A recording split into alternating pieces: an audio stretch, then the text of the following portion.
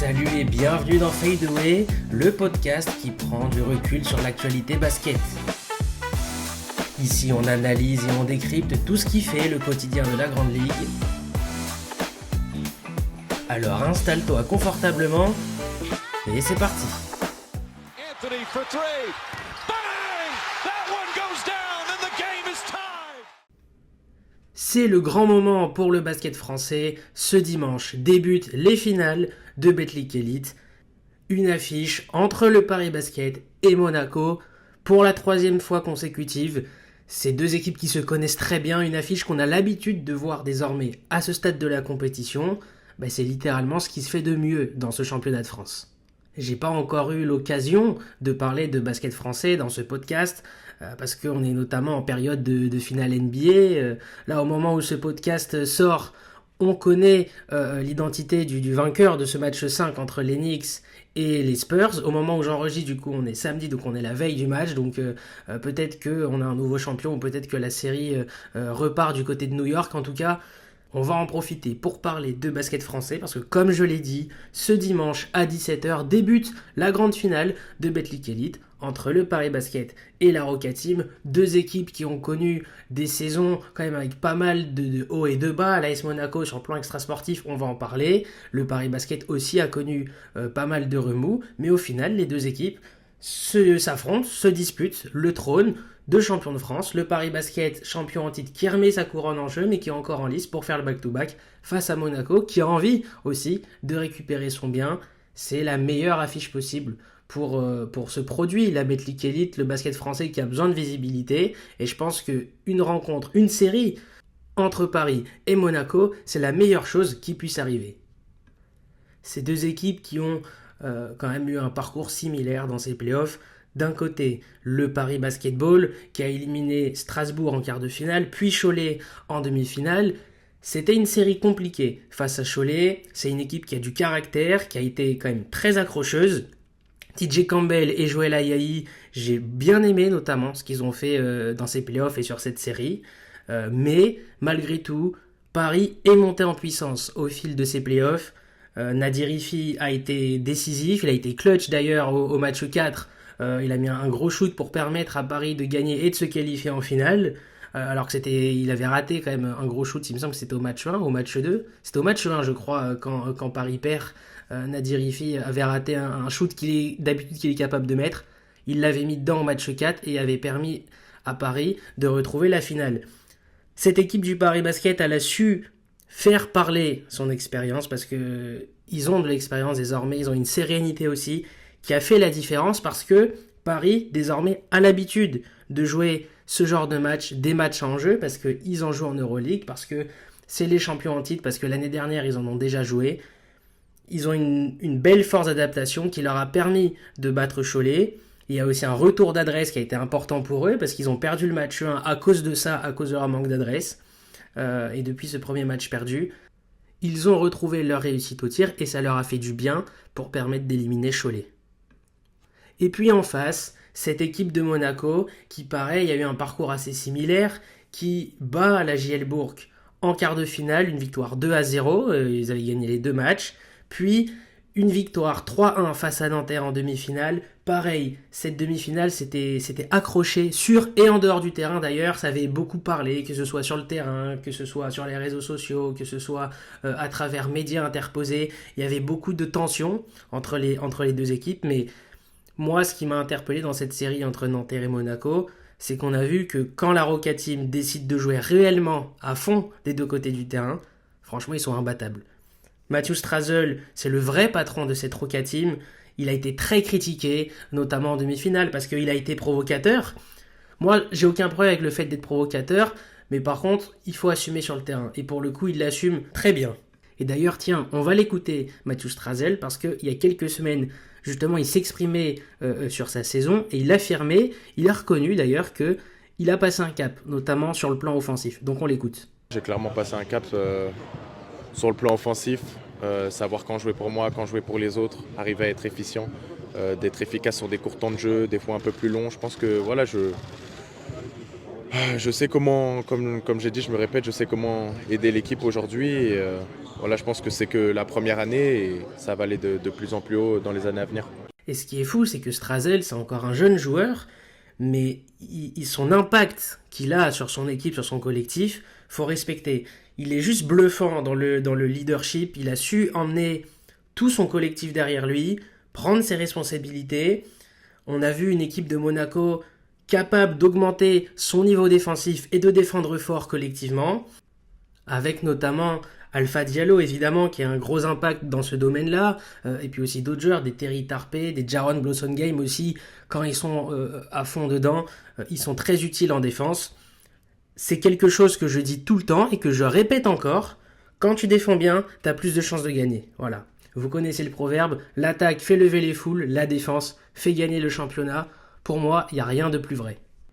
Voilà, ce groupe de Monaco, il est en place collectivement, il est en place défensivement, il est aussi en place athlétiquement. C'est vraiment des vrais athlètes, des joueurs capables de jouer 40 minutes, 35 minutes à très haute intensité. Et c'est aussi la force de cette équipe de Monaco, c'est que physiquement, elle est capable d'étouffer ses adversaires. Écoutez d'ailleurs ce que disait Johan Bégarin après la victoire de Monaco à Nanterre et cette qualification en finale.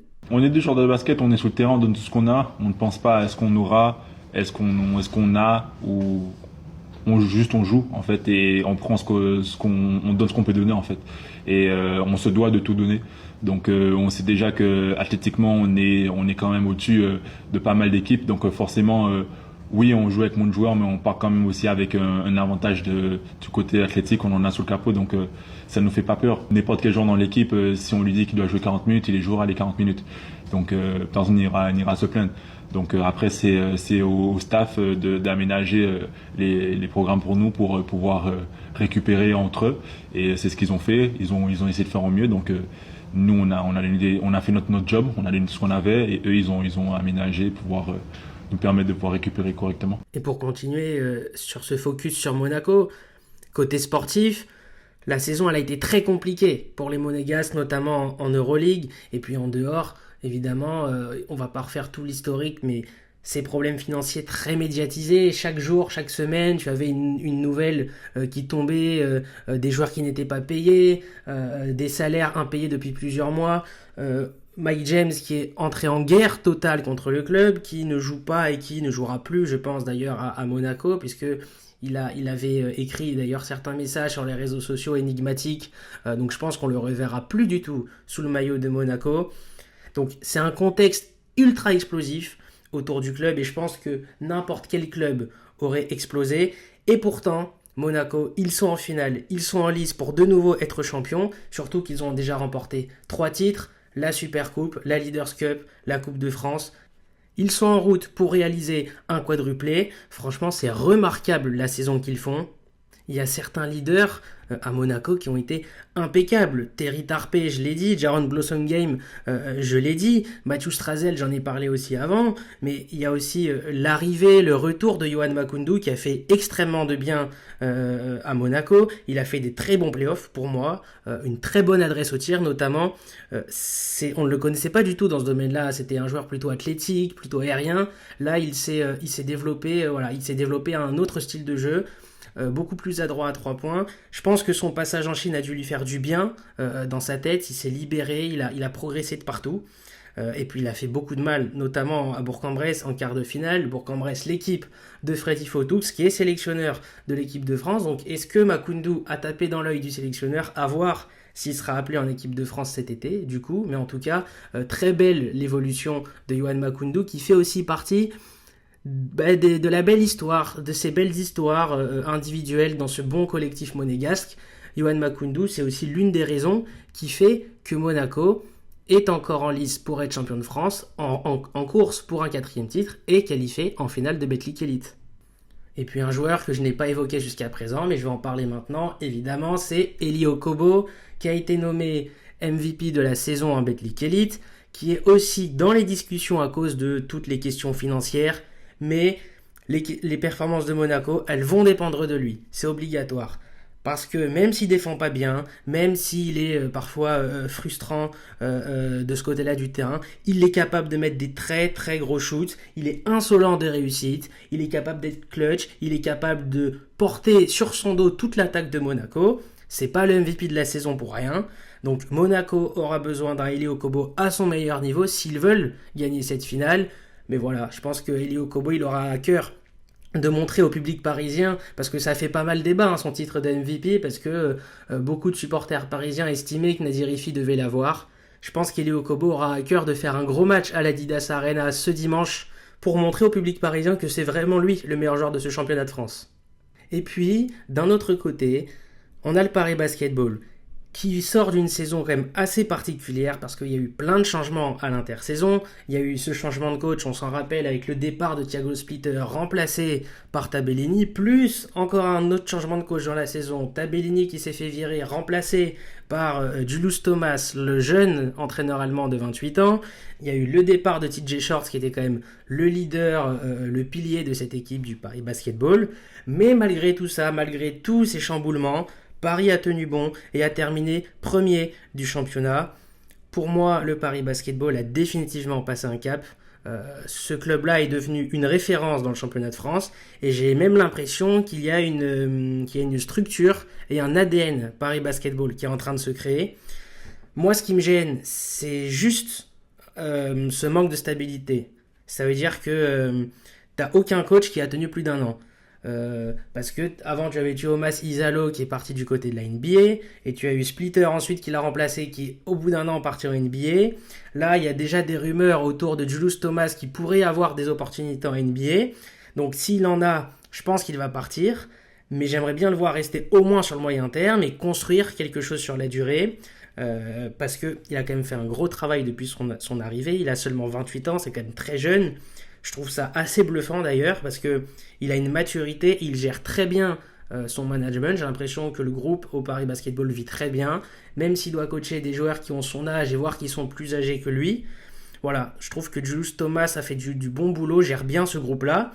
Il a su responsabiliser des joueurs, je pense notamment à Dalton Homes. J'ai bien aimé ses playoffs.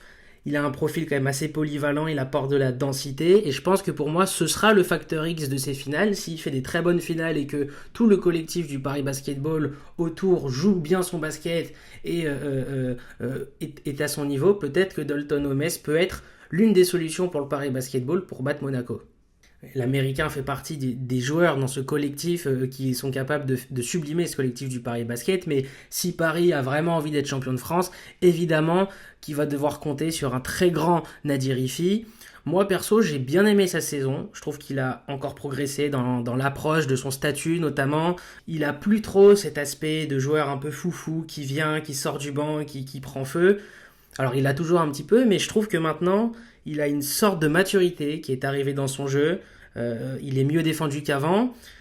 Donc déjà c'est une preuve que son statut a changé, mais c'est surtout que je le trouve plus propre dans tout ce qu'il fait, plus propre à la création, plus propre dans son playmaking. J'ai l'impression qu'il a progressé là-dedans, dans sa qualité de passe aussi je le trouve plus propre. Donc voilà, j'ai l'impression que Nadir Hiffi a progressé globalement de partout et c'est une bonne nouvelle pour le Paris Basketball parce que je disais que Monaco devait compter sur un très grand Elie Okobo, mais Paris va devoir compter sur un très grand Nadir Hiffi, va devoir envoyer un message tout de suite. Il sait qu'il est capable de faire des gros matchs, on sait qu'il en est capable, mais il est aussi capable de passer à côté de ses rencontres, notamment en match 1 face à Cholet. Là, il n'aura pas le droit à l'erreur. Ce match 1 de ce dimanche, il peut être déjà primordial pour la suite de ses finales. Il va devoir envoyer un message tout de suite à Monaco pour dire voilà, c'est moi le patron de cette série. Le Paris Basketball aura besoin d'un énorme Nadir Hiffi. Et puis il y aura, je pense, un duel personnel aussi face à Elie Okobo. Je disais que Elie Okobo avait à cœur sûrement de montrer au public de Paris que c'était lui le vrai MVP. Mais je pense que Nadir Hiffi aura à cœur aussi de montrer qu'il aurait mérité ce titre, étant donné que c'est le meilleur joueur de la meilleure équipe du championnat. Après, ça c'est les débats. Est-ce que pour vous, Nadir Hiffi mérite d'être MVP ou pas ? Ça c'est un débat qui est sans fin. Pour moi c'est pas volé si Elie Okobo est MVP. Faut pas oublier tous les soucis financiers qu'il y a eu autour de l'AS Monaco qui ont dû finir la saison à genoux sur les rotules en envoyant des jeunes et malgré tout ils sont quand même en finale. s'ils en sont là, c'est aussi grâce à un très très bon Elie Okobo qui a été le meilleur joueur pour moi de cette saison en Betclic Elite. Mais c'est pas pour dénigrer les performances de Nadir Hiffi, loin de là. J'ai très hâte de voir le duel entre les deux hommes qui se connaissent quand même bien parce qu'ils se sont côtoyés en équipe de France. Alors ils se connaissent moins que Nadir Hiffi et Mathieu Strazel, les deux sont très amis. Mais voilà, c'est deux anciens meneurs de l'équipe de France, un qui a un peu plus d'expérience que l'autre. Mais voilà, c'est les deux meilleurs joueurs du championnat qui s'affrontent, donc j'ai très hâte de voir leur affrontement. Cette finale entre Monaco et Paris, c'est une vraie opposition de style, parce que d'un côté, tu as l'expérience, tu as la taille, tu as la densité physique pour Monaco, et d'un autre côté, tu as une équipe du Paris Basketball qui joue un basket différent, qui joue, qui joue plus sur le rythme, sur la vitesse, sur vouloir vite se projeter vers l'avant. Mais pour moi, la différence dans ce duel, c'est que Monaco a une force, c'est qu'ils sont capables de jouer sur un rythme qui n'est pas le leur. Donc ça veut dire que Paris ne doit pas rater trop de tirs. Je pense que le jeu de l'adresse va être très précieux dans cette finale. Si Paris commence même à jouer vite, mais rate ses shoots, Monaco va pouvoir s'adapter et va pouvoir bien apporter du répondant. Ça va être une partie d'échecs, comme dans toutes les finales, comme dans tous les sports. Voilà, je pense que la finale de Ligue des Champions en foot, c'est une partie d'échecs. La finale NBA, c'en est une. Cette finale de Betclic Elite sera une partie d'échecs. Elle va se jouer sur des détails. Donc pour moi, ça va être vraiment serré entre Paris et Monaco. Bon, je vais me mouiller quand même. Je vais donner mon petit pronostic. Moi, je vois un 3-2 pour Monaco. Je vois une finale ultra disputée. Une vraie bataille entre deux équipes qui se connaissent parfaitement maintenant. Ça fait 3 années de suite qu'ils s'affrontent. Monaco, ça fait 5 ans de suite qu'ils sont en finale du championnat de France. Mais avantage à Monaco pour moi. Ils ont justement cette expérience en plus. Même si le Paris Basketball commence à avoir de l'expérience, Monaco, je viens de dire, ça fait quand même 5 ans de suite qu'ils sont en finale du championnat de France, donc ils ont cette expérience en plus que n'a pas Paris. Même sans Mike James, d'ailleurs, j'ai l'impression qu'ils sont meilleurs sans Mike James qu'avec lui, et j'ai vraiment l'impression que cette équipe de Monaco, ils sont en mission pour aller chercher quelque chose, parce que malgré tous les soucis extrasportifs qu'il y a, voilà, les problèmes d'argent qui sont ultra médiatisés, Monaco a quand même remporté déjà 3 trophées nationaux. Je pense que vraiment, ils ont vraiment envie de réaliser le quadruplé, de rentrer dans l'histoire, récupérer leur titre de champion de France et quand même faire une saison à 4 titres. Dans ce contexte-là, ce serait très fort de leur part et je pense vraiment qu'ils sont en mission pour le faire. Donc, j'annonce un 3-2 pour la Roca Team.